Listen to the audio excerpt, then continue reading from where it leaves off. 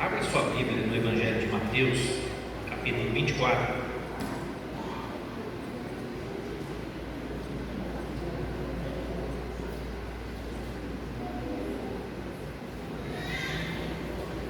Jesus está falando.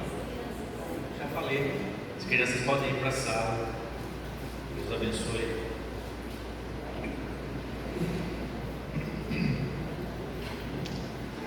Capítulo, Jesus fala um pouco sobre os acontecimentos do final dos tempos, né? Dos últimos dias, né? E a gente tem visto sobre a terra, né, uma série de pressões sobre a humanidade, pressões novas, né? Essa pandemia, né, uma coisa que nós não esperávamos, ninguém contava com isso. Já vamos para 2 anos. Agora uma guerra que estoura ali no meio da Europa também, totalmente desnecessária. Toda guerra praticamente é desnecessária, mas essa não tinha sentido, não havia assim, nada que indicasse uma guerra, né, há 1 ano atrás, por exemplo. E a escalada foi das desavenças, né, foram aumentando, das pressões e contrapressões, e de repente a guerra estourou. E é próximo, né, dos países mais desenvolvidos, então isso ganha muito mais repercussão do que se fosse lá no Afeganistão, ou lá, infelizmente, né, porque cada vida para Deus importa da mesma maneira. Pode ser um afegão, pode ser um nigeriano, pode ser um chinês, pode ser um francês, um ucraniano, um russo. Cada vida para Deus é importante. Deus não faz acepção de pessoas, Deus não faz acepção de raças, de tribos, nem de línguas, nem de nações. Deus ama a humanidade, Ele ama o homem, seja judeu, seja gentio, né? Deus ama a humanidade. Jesus morreu na cruz por toda a humanidade. Mas é claro que a gente sabe que a Rússia envolvida, né, a potência nuclear, quer dizer, tudo isso tem uma repercussão maior, né? Sobre, a gente tem visto isso nos noticiários, né? O tempo que se dedica a isso ultimamente. Agora, toda vez que acontecem esses fatos, a gente deve ir para a palavra de Deus e ir de preferência para Jesus, né? Eu sempre gosto de primeiro ouvir o que Jesus fala sobre aquele assunto, depois eu vou ouvir os apóstolos, vou ouvir os profetas, mas eu sempre procuro ver se Jesus tratou daquele assunto. E de maneira geral, Jesus sempre tratou dos assuntos mais importantes, sempre ele deixou algo registrado sobre aquelas coisas que de fato são essenciais, são fundamentais. Então, tem muitos lugares que ele fala sobre os últimos tempos, né? Mas no capítulo 24 ele fala um pouco sobre isso. Eu queria ler desde o versículo 1 até, vamos ler mais ou menos até 28. Quando Jesus saía da área do templo, seus discípulos lhe chamaram a atenção para as diversas construções do edifício. Ele, porém, disse: estão vendo todas essas construções? Eu lhes digo a verdade, elas serão completamente demolidas, não restará pedra sobre pedra. Mais tarde, Jesus sentou-se no Monte das Oliveiras. Seus discípulos vieram até ele em particular e perguntaram: diga-nos quando isso tudo vai acontecer? Que sinal indicará a sua volta e o fim dos tempos? Jesus respondeu: não deixe que ninguém nos engane, pois muitos virão em meu nome dizendo: eu sou o Cristo, e enganarão a muitos. Vocês ouvirão falar de guerras e ameaças de guerra, mas não entrem em pânico. Estão ouvindo bem? Não entrem em pânico. Amém? Guarde o teu coração.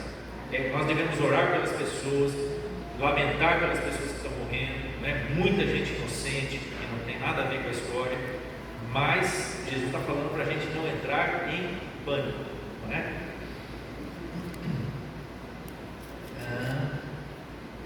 Sim, é necessário que essas coisas ocorram, mas ainda não será o fim. Uma nação guerreará contra a outra, um reino contra o outro, haverá fome e terremotos em várias partes do mundo. Tudo isso, porém, será apenas o começo das dores de parto.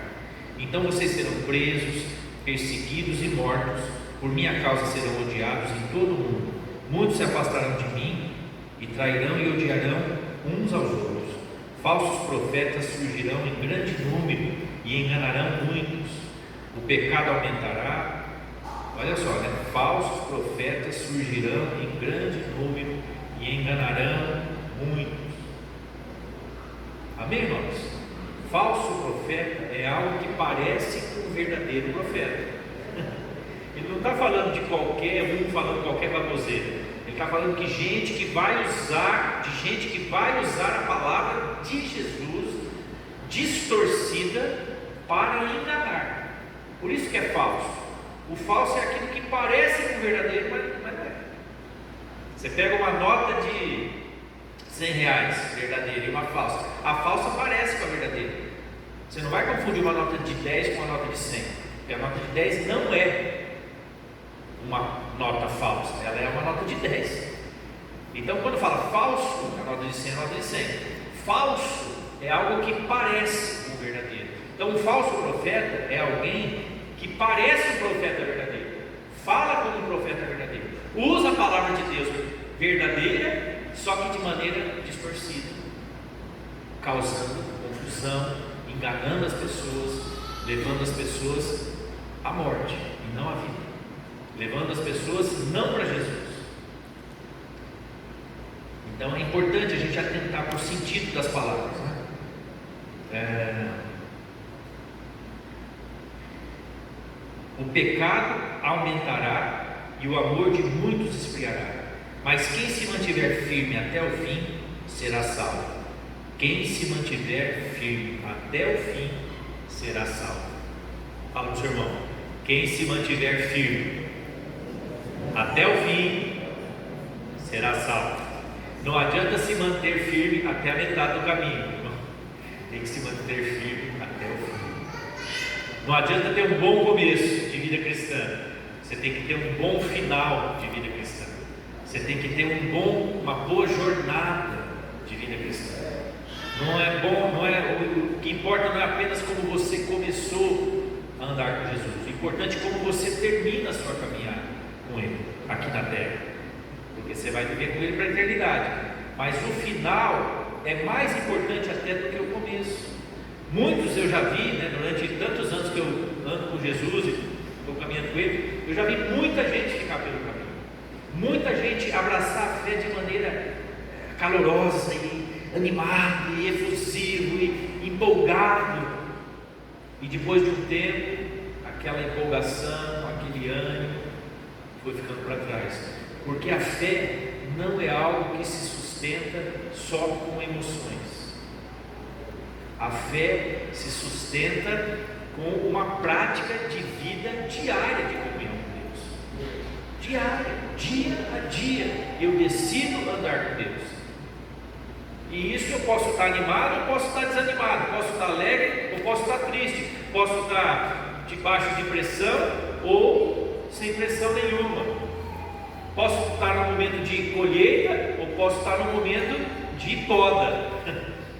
Não importa, eu tenho que ter permanência, eu tenho que ter estabilidade na presença de Deus, regularidade diante de Deus. Amém? Jesus falou que se nós permanecêssemos nele, né, e as palavras dele permanecessem em nós, ou seja, nós temos que permanecer na videira, nós temos que deixar que as palavras dele permaneçam em nós. Não é coisa de uma corrida de 100 metros, é uma corrida de maratona, andar com Deus. Não é uma corrida rápida de 100 metros, é uma corrida que você tem que estar disposto a ter resiliência, a ter consistência, a ter estabilidade, a ter regularidade. Então, aquele que se mantiver firme até o fim será salvo.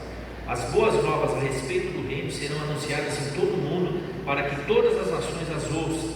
Então virá o fim. Chegará o dia em que vocês verão aquilo de que o profeta Daniel falou, a terrível profanação que será colocada no lugar santo. Leitor, preste atenção. Quem estiver na Judéia, fuja para os montes. Quem estiver no terraço, no alto da casa, não desça para pegar suas coisas. Quem estiver no campo, não volte nem para pegar o manto.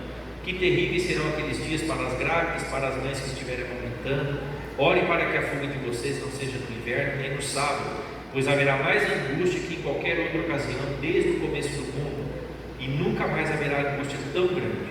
De fato, se o tempo de calamidade não tivesse sido limitado, ninguém sobreviveria, mas esse tempo foi limitado por causa dos escolhidos. Você veja que por misericórdia Deus vai limitar o tempo mais intenso da grande tribulação.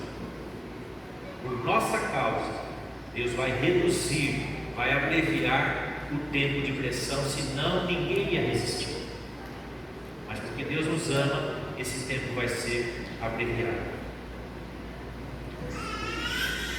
Portanto, se alguém lhes disser: vejam, aqui está o Cristo, ou ali está ele, não acreditem, pois falsos cristos e falsos profetas surgirão e realizarão grandes sinais e maravilhas, a fim de enganar, se possível, até os escolhidos. Vejam que eu os avisei disso de antemão. Portanto, se alguém lhes disser: ele está no deserto, nem se deem ao trabalho de sair para procurá-lo. E se disser: está escondido aqui, não acreditem. Porque assim como o relâmpago lampeja no leste e brilha no oeste, assim será a vinda do Filho do Homem. Onde estiver o cadáver, ali se ajuntarão os abutres. Então Jesus está dizendo que a vinda dele será um acontecimento único na história. Não vai ser uma coisa escondida, uma coisa restrita. Olha, Jesus parece que está fazendo milagres em tal lugar, parece que ele apareceu para alguns. Não vai ser assim, dessa maneira. A primeira vinda dele, de certa maneira, foi até discreta em comparação com a segunda vinda. A segunda vinda será como um relâmpago, todo olho verá, todos verão. Será um sinal, uma coisa que não deixará dúvida de que é Jesus voltando. Então nós temos que guardar o nosso coração, e clamar para que a volta dele venha. Mas até que isso aconteça, ainda precisam coisas acontecer sobre a terra, para que a volta dele venha, seja um fato. Coisas precisam acontecer, e nós temos que cooperar com Jesus nesse período. Senhor, o que eu posso fazer para te ajudar? Aqui em Adamantina, lá em Campo Grande, aonde eu estou, na minha localidade, na minha cidade, de que maneira eu posso cooperar para que a tua vida seja mais rápida? Amém? A gente não deve temer, não deve ter um coração, como ele disse aqui, entrando em pânico. Não deixe teu coração ficar angustiado. Acalma teu coração, aquieta teu coração, descansa o teu coração em Deus, porque Deus não perdeu o controle de nada. Amém? Ele continua reinando, Ele continua governando, Ele controla os tempos, as estações, as épocas, os momentos, e Ele não atrasa o seu relógio. Ele anda, Ele faz acontecer conforme precisa acontecer. Jesus falou que é necessário que essas coisas aconteçam. Você pode pensar: mas por que uma guerra dessa é necessária? Eu não sei, mas ele fala que é necessário que essas coisas aconteçam. Você pode falar: mas pastor, guerra sempre houve, rumor de guerra sempre teve. Se tem uma coisa que a humanidade sabe fazer, é guerra, de fato. Mas como eu disse há um tempo atrás, ministrando, essas tragédias, fomes, terremotos, catástrofes, enchentes, inundações sempre ocorreram na Terra. Mas tem alguns fatores novos. Primeiro, a intensidade e o tempo dessas coisas. Isso tem acontecido com cada vez mais frequência e de maneira cada vez mais intensa. E porque tem mais gente morando sobre o planeta, como nunca houve na história, mais gente tem morrido quando acontecem essas catástrofes. Amém? Nós nunca tivemos estamos beirando 8 bilhões de habitantes sobre a Terra. Nunca houve tanta gente morando sobre o planeta. Segundo algumas contas, né, tem mais gente viva hoje do que já viveu desde Adão até o último que morreu. Você já pensou nisso? Mais gente vivendo hoje sobre a terra do que já viveu em toda a história. É muita gente. É muita gente. Nós não fazemos ideia do que sejam 8 bilhões de pessoas enfileiradas. Eu não faço ideia do que isso, como medir isso. Agora, algumas coisas vão acontecer antes de Jesus voltar. Os sinais precisam acontecer, mas ele fala que são os princípios das dores. Pode falar, nossa, mas se são os princípios das dores, imagine quando as dores chegarem. Mas à medida que essas dores são intensificadas, haverá uma medida de graça e de poder sendo liberado sobre a igreja, para que a igreja resista a essa pressão. Senão nenhuma carne resistiria, ninguém suportaria. Foi assim com os primeiros discípulos, lá em Atos dos Apóstolos. Quando eles foram batizados com o Espírito Santo ali em Pentecostes, foram revestidos com a presença de Deus, com o poder de Deus, eles ganharam uma autoridade, uma coragem sobre-humana, sobrenatural, num piscar de olhos. Eles estavam fechados em 4 paredes, com medo dos perseguidores, se escondendo, e de repente veio sobre eles o poder de Deus, o Espírito Santo, conforme Jesus tinha prometido. E aquilo causou uma revolução naquela cidade. De 120 discípulos, aquilo converteu boa parte da cidade.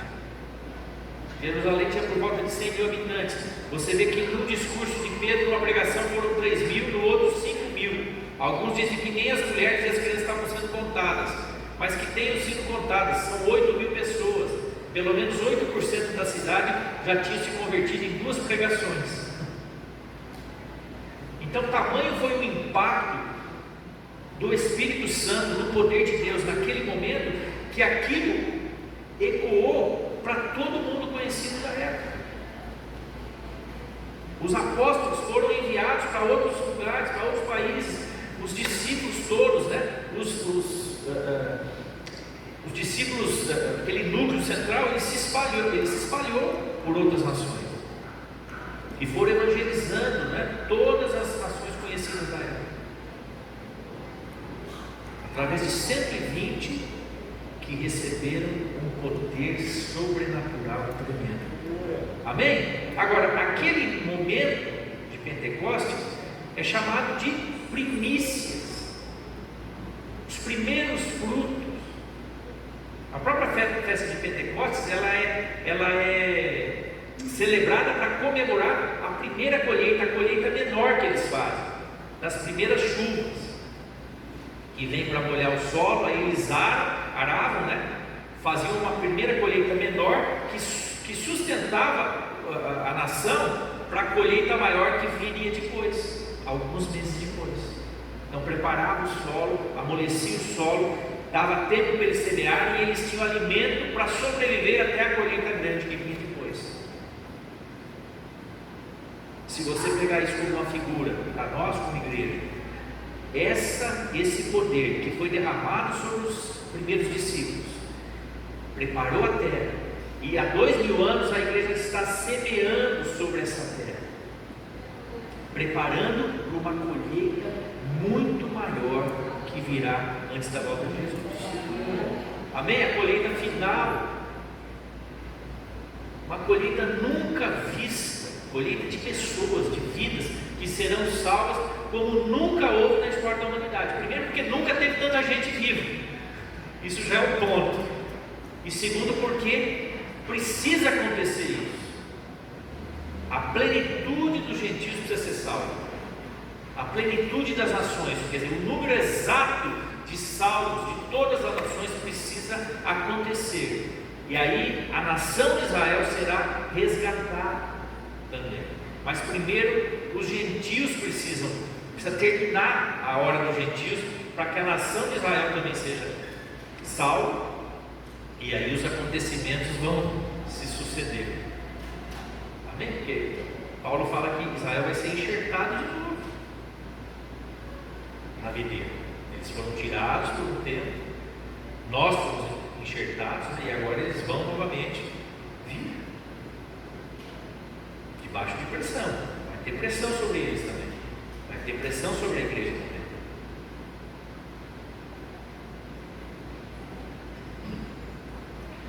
Eu queria ler um texto que eu gosto muito, em Atos, capítulo 3.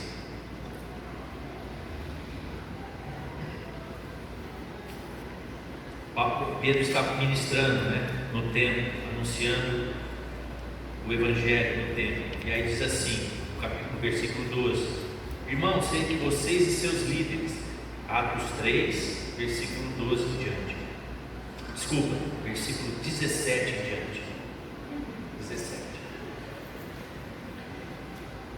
Irmãos, sei que vocês e seus líderes agiram por ignorância, mas Deus assim cumpriu o que todos os profetas haviam predito acerca do Cristo, que era necessário ele sofrer essas coisas. Agora arrependam-se e voltem-se para Deus, para que seus pecados sejam apagados. Então, da presença do Senhor virão tempos de renovação, e Ele enviará novamente Jesus, o Cristo que lhes foi designado. Pois Ele deve permanecer no céu até o tempo da restauração final de todas as coisas, conforme Deus prometeu há muito tempo, por meio dos seus santos profetas. Então, Jesus não vai voltar de qualquer maneira. Tem coisas que... Deixa projetado para mim, esse versículo. Os céus precisam reter Jesus até os tempos da restauração de todas as coisas, que foi predita pelos profetas. Nós sabemos que esse mundo não vai ser restaurado. Amém? O mundo não vai ser restaurado. Esse sistema de coisas, sistemas de governo, sistema econômico, todas essas coisas estão contaminadas pela mão do homem e pela mão de Satanás, porque à medida que o homem se afasta de Deus e se alia a Satanás, Satanás contamina as relações humanas, contamina os negócios, contamina os governos, contamina as decisões políticas. Amém? Ele está por trás soprando, fazendo, maquinando o mal. E à medida que o homem dá abertura, pessoas que estão em posição de poder, posição de governo, dão abertura para as trevas, ele vai influenciando cada vez mais. Então esse mundo, ele está já no maligno, não é isso que Jesus fala? Esse mundo está no maligno, esse mundo está perdido, esse mundo não tem mais conserto. Mundo, quando eu falo mundo, eu falo sistema humano. Agora, então o que precisa ser restaurado? O que vai ser restaurado? Restauração de tudo aquilo que precisa acontecer na igreja, na conversão de pessoas, na grande colheita no fim dos tempos, para que Jesus possa voltar. A igreja precisa ser restaurada. O povo de Deus sobre a terra precisa ser restaurado. A igreja precisa ser levada novamente à sua posição de autoridade, de maturidade, e também será uma igreja grande no final dos tempos. Às vezes a gente pensa que a igreja será uma resistente no fim dos tempos, acuada, com o escudo e a espada na mão, e o dragão, a serpente, a besta, todo mundo contra ela, e ela ali acuada, tentando se manter de pé, até que Jesus vem. Ufa, fomos salvos por um triz. Mas não é essa igreja que a gente vê descrita em Apocalipse. Não é essa igreja que Jesus fala no final dos tempos. Ele fala que a igreja dele, as portas do inferno não resistirão contra a igreja dele. E porta não é arma de ataque, é arma de defesa. Portões, as fortalezas, as cidades, os castelos, eles tinham portões para defender a cidade. Então, Porta, o diabo não sai atacando a igreja com a porta na mão, né? Porta é arma de defesa. Isso indica que a igreja é que vai invadir as trevas, vai fazer com que as trevas recuem, vai fazer com que as trevas voltem para o seu lugar. Amém, irmãos? A igreja não pode ser uma igreja medrosa, uma igreja amedrontada, uma igreja travada, uma igreja assustada, porque essa não é a igreja que vai resistir a tudo que virá. A igreja de Jesus será uma igreja vencedora, mas não é uma vitória baseada na alma, baseada no esforço humano, baseada em textos de autoajuda. Não é isso. É uma igreja que vai vencer pelo poder de Deus, o Espírito Santo, a unção, a graça de Deus derramada abundantemente sobre a igreja na medida necessária para ela enfrentar a tribulação que virá. Eu sempre digo, a gente não precisa ter medo da marca do anticristo, porque nós temos a marca de Cristo. Ninguém pode receber duas marcas, amém? Se você tem a marca de Cristo, você não vai temer a marca do anticristo. Não tem lugar para você receber a marca do anticristo. Não cabe as duas marcas. Você é marcado por Cristo. Você tem a marca da promessa. Isso não é figura de linguagem, meu irmão. Isso não é palavra para te animar. Isso é verdade. No mundo espiritual isso faz sentido. Isso acontece. Eu já tive experiências visíveis. Já contei aqui dos demônios olhar para mim e ver que eu era alguém de Deus. Agora, eu não vejo nada de especial em mim. Nada que alguém, naturalmente possa falar. Mas os demônios sabem quem é quem. O mundo espiritual sabe. Você precisa ser conhecido no céu, mas você também precisa ser conhecido no inferno. Amém? Os demônios têm que olhar para você e saber quem você é. Eu lembro, uma vez, eu tinha acabado de me converter, poucas semanas, talvez meses, nem lembro se eu já tinha sido batizado nas águas.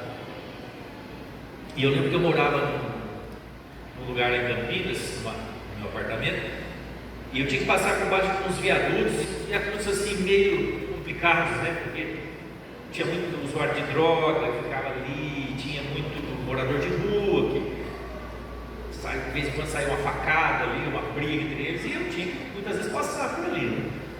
E eu lembro que eu fui passar por um daqueles viadutos e tinha um cara assim, dormindo no chão, coberto e tal. De repente ele acordou com a minha passagem e começou a me xingar, falou um monte de palavrão para mim.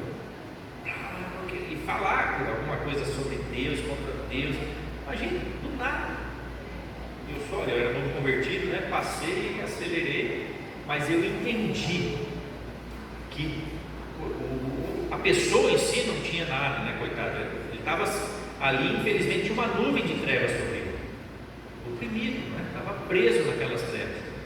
E aqueles demônios que estavam ali reconheceram que havia a luz sobre a minha vida. E eles começaram a falar contra essa luz que estava incomodando eles ali. Eu nunca esqueci isso. Várias outras situações, né, ao longo da minha vida aconteceram. Mas isso foi bom. Me deu, se as trevas reconhecem a luz em mim, é porque eu estou na luz mesmo. E eu tinha acabado de me converter.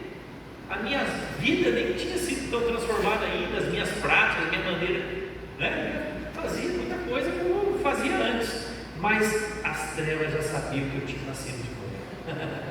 As trevas já sabiam que eu era alguém do reino de Deus.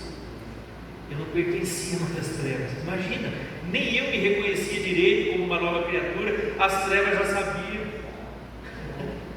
Amém? Às vezes você fica em dúvida se você é novo convertido, se você realmente se converteu. Quem já passou por isso quando estava se convertendo? Né? Às vezes você fica, será que eu me converti mesmo? Será? Será que Deus me perdoou mesmo? Mas no mundo espiritual não tem confusão. Quem é luz, quem é treva, é treva. Os anjos não vão errar endereço, os anjos não vão separar, na hora de separar o joio do trigo, vão separar direitinho.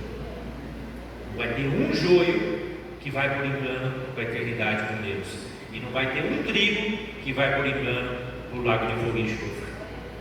Deus não erra endereço, não. Está tudo registrado no livro da vida e nos outros livros. Tudo. Sabe o que é apagado? Sabe o que não vai para o livro da vida?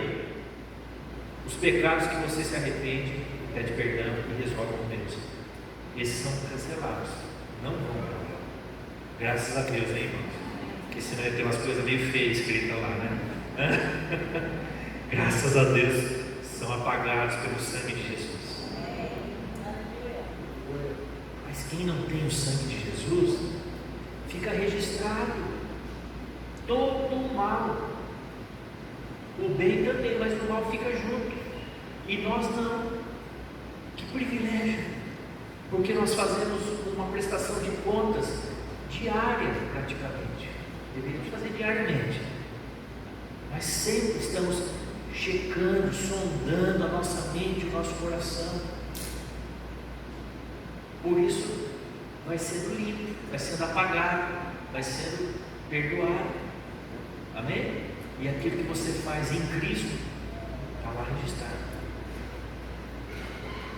Que bênção isso! Eu não sei que sistema Deus usa, né, para tudo isso ficar registrado, mas é infalível. É infalível.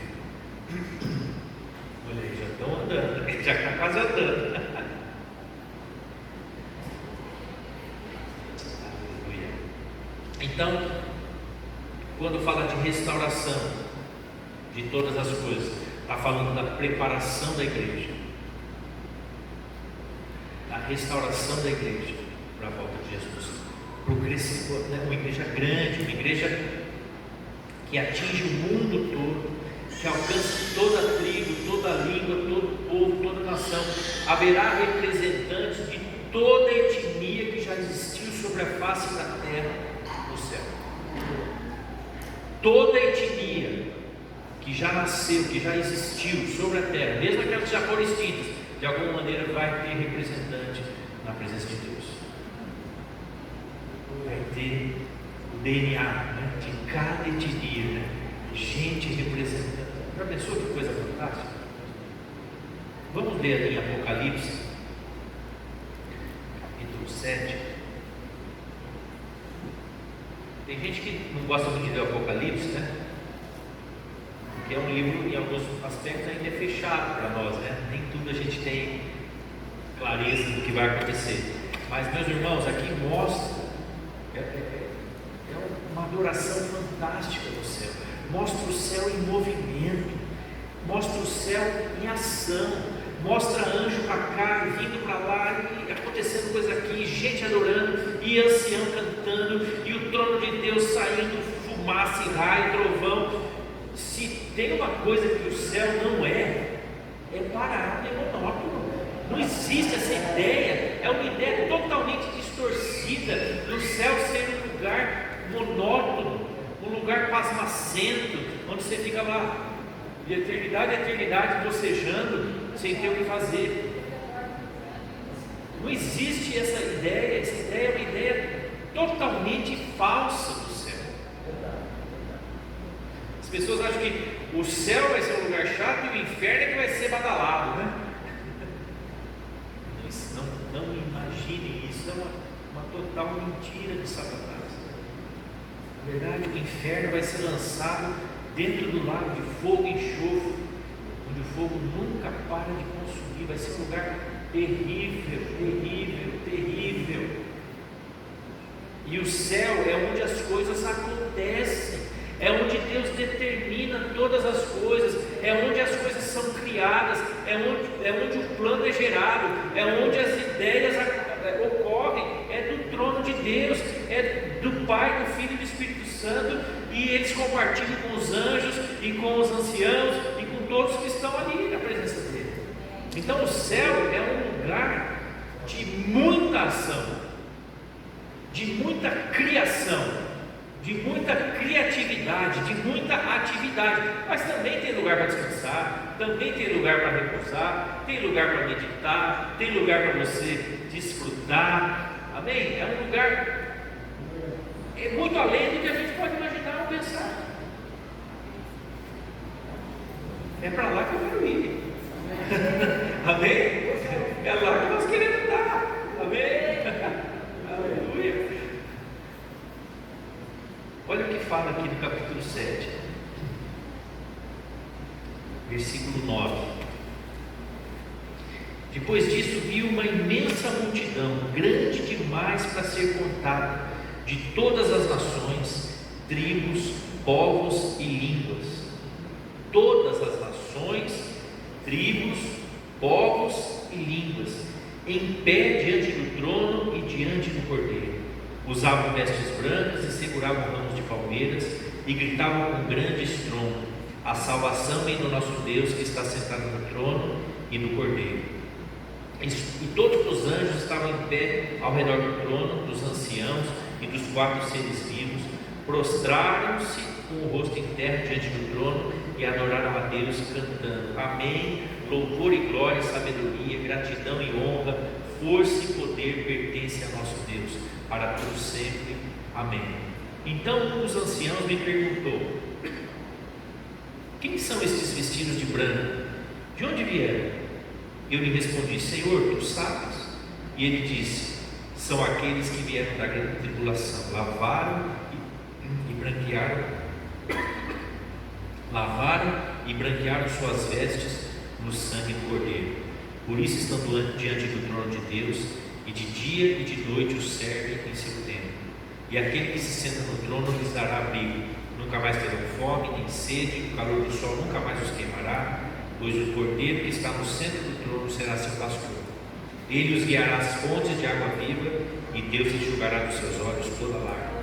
Que bênção! E olha que coisa interessante, né? Um dos anciãos pergunta para João: quem são esses vestidos de branco? De onde eles vieram? Quer dizer, eu acho que o ancião não sabia quem era. Aí João fala: Senhor, tu sabes. E aí o próprio ancião responde. Na verdade, o ancião estava querendo chamar a atenção de João para a importância daquela cena. Quem são esses? Você está atento a essa cena? Você está atento a essa multidão? Como isso é importante dentro do propósito eterno de Deus? Como isso é importante dentro de toda a história de Deus com a humanidade, da relação de Deus com a humanidade? É o grande momento, é o momento do encontro, sabe? É o momento do encontro de Deus com aqueles que Ele ama. Que momento maravilhoso, que momento tremendo! É um momento de celebração, de intimidade, de alegria. O céu em festa, na verdade, uma cena de adoração profunda. E o ancião desperta João, né? Fala: olha, você está vendo, você está percebendo quem são essas pessoas? O quanto isso é importante? Registra isso, não perca nenhum detalhe da visão que você está tendo. Você imagina isso, na visão, João conversando com o ancião, e o ancião despertando ele para aquelas coisas que ele não podia, ele tinha que enfatizar. Que coisa tremenda isso, né? Então a igreja, meus irmãos, não vai ser uma igrejinha quase no limite, encurralada, quase desistindo, desesperada. Não é assim, não vai ser assim. Não é uma igreja assim. Mesmo diante do anticristo, do pior homem que já existiu, né, encarnado sobre a terra, a igreja vai cumprir o seu propósito. Amém? A igreja vai cumprir o seu propósito. Então, aquiete o teu coração, né? Descanse o teu coração. Não deixe o teu coração ficar ansioso, né? A gente fica triste com as notícias, né? Às vezes eu até evito de ficar vendo toda hora, porque traz tristeza. Nós não queremos ver ninguém morrer, nós não queremos, né, ver destruição. Não temos, mas ainda não será o fim. Não fique ansioso, né? Não fique, ore pelas pessoas ali, peça para Deus ter misericórdia, para Deus trazer salvação para quem precisa ser salvo, para Deus de alguma maneira fazer milagres ali, né? Livrar aqueles que precisam ser livres, né? Livrados, né? Mas entenda, né? Os tempos, os sinais, o momento que nós estamos vivendo. Ainda tem muita coisa que precisa ser feita, tem muita coisa que precisa acontecer, tem muita gente que precisa ser salva. Essa grande colheita ainda não aconteceu, irmãos. Ainda não aconteceu. Precisa acontecer, né? Então ore para que isso aconteça, ore para que nós recebamos esse poder de Deus, essa presença de Deus, né? E assim, foque a tua mente, foque o teu coração nas coisas que realmente importam, sabe? A gente às vezes fica muito disperso, né? Perde tempo, energia com coisas que não são tão importantes, coisas que não são, que não deveriam, né? Ocupar tanto o nosso tempo, a nossa energia, o nosso esforço. Por isso que é importante ir em Jesus, o que Ele fala, o que Ele pensa sobre os momentos que nós estamos vivendo, sobre o momento que você está vivendo, né? Dentro de tudo isso que está acontecendo no mundo, qual é o teu papel pessoal? Qual é o teu chamado pessoal? O que você pode fazer, né? Para mudar a realidade da sua vizinhança, do seu bairro, da sua rua? Amém? Se nós estivermos num lugar que recebesse os imigrantes, né, ucranianos, talvez pudéssemos ajudá-los de maneira mais direta, mas temos algumas famílias de venezuelanos na cidade que talvez precisem de ajuda, por exemplo, né?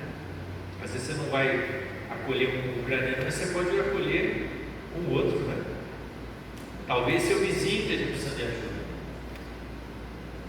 teu colega de faculdade. Quantas vezes a Damantina, por exemplo, infelizmente tem muito suicídio por tamanho da cidade, é uma coisa assustadora. E às vezes a nossa falta de atenção faz com que alguém perto da gente esteja pensando nisso e a gente nem sabe, nem percebe. Amém, meu irmão? Talvez você não possa interferir, né? Nós sozinhos, né, somos pequenos para fazer grandes coisas, mas você pode fazer aquilo que está ao teu alcance, aquilo que Deus te chamou para fazer. E às vezes você vai ganhar alguém para Jesus, que vai fazer diferença em toda uma geração de pessoas. A gente não sabe, Deus sabe. Então esteja atento, cumpra o teu chamado, cumpra o teu papel, busque em Deus, Senhor, o que eu posso fazer? Aonde você for, você pode estar em viagem de férias, você está em férias, mas você pode falar de Jesus para alguém, você pode dar um sorriso e falar, ó, Deus ama a tua vida para alguém, não importa. Eu lembro uma vez, pastor, a gente teve um evento lá perto de Campinas, um pastor que eu gosto muito, chama Jorge Dimitian, da Argentina. Ele veio ministrar e eu lembro que muita gente queria falar com ele, sabe aquela coisa, ele ficou no local, né, dormindo lá também, mas eu lembro que ele normalmente não ficava na hora do almoço falando com as pessoas do evento, ele ia falar com o garçom, que estava ou com a cozinheira, ou com alguém que estava ali fazendo algum serviço no lugar, e eu fiquei observando, né? E eu vi um amor genuíno de Deus na vida dele por aquelas pessoas. Eu falei, que coisa! Porque falar com os pastores, ele teria muito outros momentos, mas ele foi prestar atento com aquelas pessoas que estavam servindo ali. E aquilo me chamou muita atenção, porque eu vi Jesus na vida dele. Aquilo me marcou muito. Isso foi em 92, 92, começo dos anos 90. Aquilo me marcou muito, de dar atenção para as pessoas, dar atenção para quem está, às vezes, né? Às vezes você vê uma pessoa de uniforme servindo em algum lugar, e como você vê aquela pessoa sem uniforme, ela te cumprimenta, você não demora um tempo para lembrar de onde você conhece ela?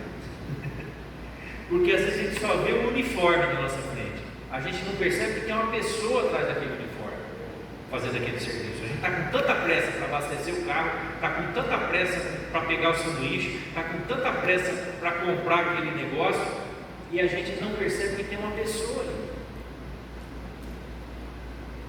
Tem um ser humano que Deus ama e que talvez esteja passando por uma crise, esteja passando por uma perda, por uma luta, por uma dor, e a gente entra e sai e nem percebe. E aí você vai ver aquela pessoa num outro momento, onde que eu conheço ele? Porque você só viu o uniforme. Amém? Eu estou trazendo você, né, do céu para a prática, né? A coisa que você e eu podemos fazer. Nós podemos ajudar alguém a se encontrar com Jesus. Nós podemos ajudar alguém a encontrar o caminho, a entrar pela porta. Isso está ao nosso alcance.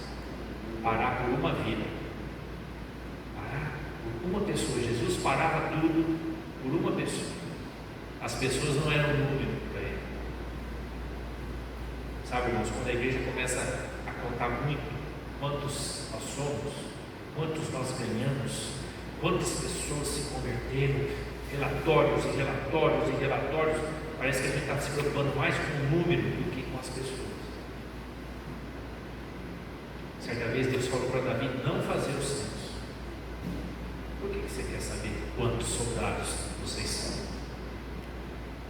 Ele queria saber a força que ele tinha, quão grande ele era. Sabe, às vezes a gente cai nessa tentação. Um pastor começa a contar muito o rebanho, sabe? Essa pandemia ajudou nesse ponto. Sabe, a gente precisa entender isso. As pessoas não são números,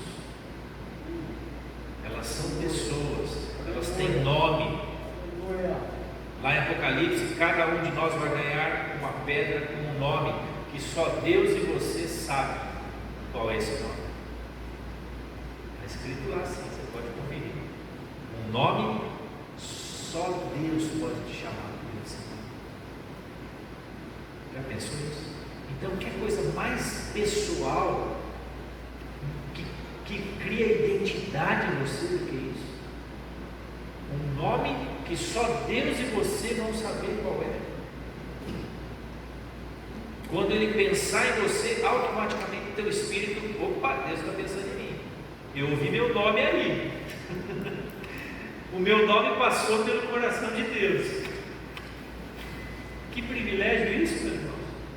A tua identidade. Um nome que é só teu, ninguém vai ter o seu nome. Amém? Não vai ter problema de homônimos, né? Ninguém vai usar o teu RG do céu, o teu SIC, não, fica tranquilo. Nome só teu. Intimidade, identidade, amor de Deus pela nossa vida. Amém? Você e eu podemos fazer, né, alguns se achegarem ao caminho. Minha esposa aí dando sinal, despertador, deu? Amém. Vamos orar? Amém. Você tranquiliza o teu coração.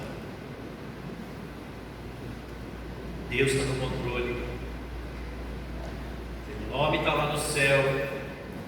Teu nome está no livro da vida. Amém? Deus não vai te confundir na hora de separar o joio do trigo. Fica tranquilo. Mas você e eu temos algumas coisas para fazer. Podemos fazer. Podemos ajudar. Amém? Temos lugares onde Deus nos colocou. Pessoas com as quais nós temos relacionamento. Que nós podemos tocar, que nós podemos alcançar, ajudar essas pessoas a entrarem pelo caminho, a andarem pelo caminho, entrarem pela porta, a andarem pelo caminho. voltar para a casa do Pai. Seja aqui, seja para, se Deus te enviar para algum lugar, não tem problema. A missão não é só para quem vai para longe, meus irmãos. Missão é aonde você está. É aonde você está. Você precisa fazer diferença para Deus. Coloque o teu coração agora diante do Senhor. Nós vamos orar. Senhor Jesus, nós te agradecemos porque, ainda que essas notícias entristeçam o nosso coração, guerras, rumores de guerras, epidemias, tragédias naturais, tudo isso entristece o nosso coração, porque nós vemos tantas pessoas morrerem, muitas vezes de maneira antecipada, abrupta, violenta, mas nós sabemos que nada foge ao teu controle. Senhor, e nós estamos aqui nessa terra, nós temos um papel, nós temos um chamado, nós temos uma identidade de filho, de filha, e nós podemos fazer diferença com as pessoas com as quais nós nos relacionamos. Nós podemos fazer o bem, ministrar a essas pessoas, abraçar, compartilhar o Evangelho, a boa notícia. Tantas más notícias chegam até nós diariamente, mas nós temos uma boa notícia, que é o teu Evangelho, que cobre, que é maior do que qualquer má notícia que possamos receber. Senhor, fortalece o coração do teu povo, o coração da tua igreja. Senhor, prepara a tua igreja para os tempos do fim, prepara a tua igreja para a tua volta, prepara a tua igreja para a grande colheita que precisa ocorrer. Senhor, anima o nosso coração de uma maneira sobrenatural, fortalece a tua igreja de uma maneira sobrenatural, Senhor. Nós precisamos do Senhor, precisamos do teu Espírito Santo, precisamos da tua palavra como nunca. Fortalece a tua igreja, fortalece aqueles que estão em casa assistindo pela internet, fortalece aqueles que não puderam vir, que estão viajando, fortalece aqueles que estão enfermos, Senhor. Oh, em nome de Jesus, abençoamos a igreja lá em Campo Grande também, Senhor, ministramos a igreja ali, que eles sejam também fortalecidos, renovados, em nome de Jesus. Abençoa o pastor Rogério, pastora Sandra, ali, Pai, dá graça a eles. Oh, obrigado, Jesus, pela tua graça, pela tua presença. Amém. Amém. Aleluia. Dá um aplauso ao Senhor, porque Ele é bom.